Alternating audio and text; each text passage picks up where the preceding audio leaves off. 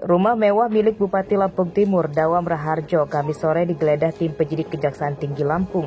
Penggeledahan dilakukan hampir secara menyeluruh ruangan, bahkan hingga ke kamar Bupati dan bawah kasurnya pun diperiksa.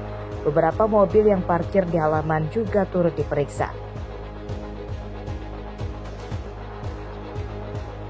Dari penggeledahan di rumah Bupati, petugas menyita sejumlah perhiasan, jam tangan, sertifikat tanah, hingga beberapa dokumen.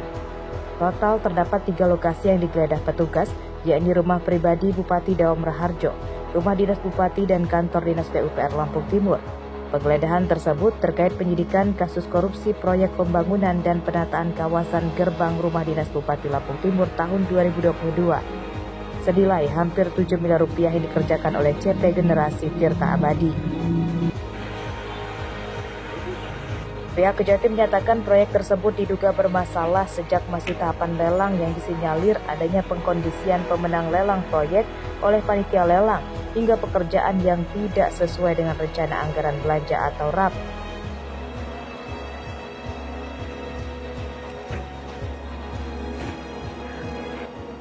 Bahwa dalam proses pelaksanaan lelang pekerjaan pembangunan penataan kawasan gerbang rumah jabatan, Bupati Lampung Timur diduga adanya perbuatan melawan hukum dalam mendapatkan kegiatan pekerjaan tersebut oleh pelaksana kegiatan, yaitu CP Generasi Tirta Abadi selaku Direktur Saudara Aceh dengan pejabat di Kabupaten Lampung Timur.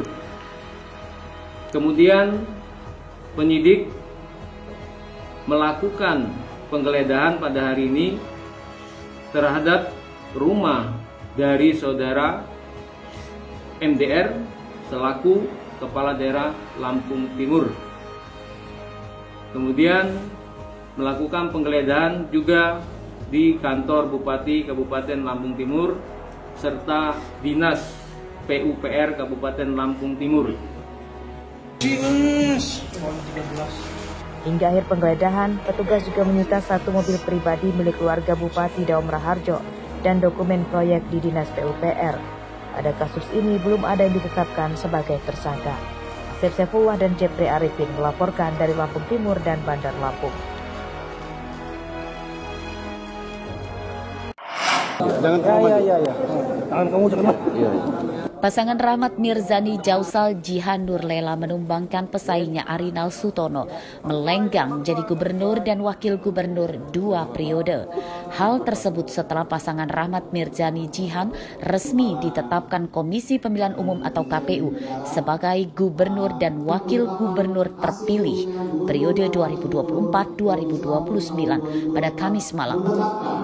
Pasangan calon gubernur dan wakil gubernur Lampung nomor urut 2. Hasil pilkada pemilihan gubernur lalu, pasangan Mirzani Jihan memperoleh 82% suara, sedangkan pasangan petahana Arinal Sutono memperoleh 18% suara. Program-program prioritas harus segera berjalan, baik program pusat dan provinsi, tentunya semangat kolaborasi, semangat sinergi antar Polda itu akan dibangun sesegera mungkin, dan kita akan mencoba melakukan proses transaksi yang baik, mudah-mudahan visi-visi kita kepada provinsi kami. Hal yang sama juga terjadi di Lampung Utara. Pasangan calon petahana Ardian Saputra Sofian gagal jadi bupati dan wakil bupati periode kedua setelah dikalahkan oleh pesaingnya Hamartoni Romli. Dari hasil perolehan suara pilkada November lalu, Hamartoni Romli ditetapkan sebagai bupati dan wakil bupati Lampung Utara terpilih periode 2024-2025. Dengan perolehan 60% suara. Sedangkan pasangan Ardian Sofian memperoleh 40% suara. Dengan penetapan Harli Hamartoni dan Romli dari KPU Utara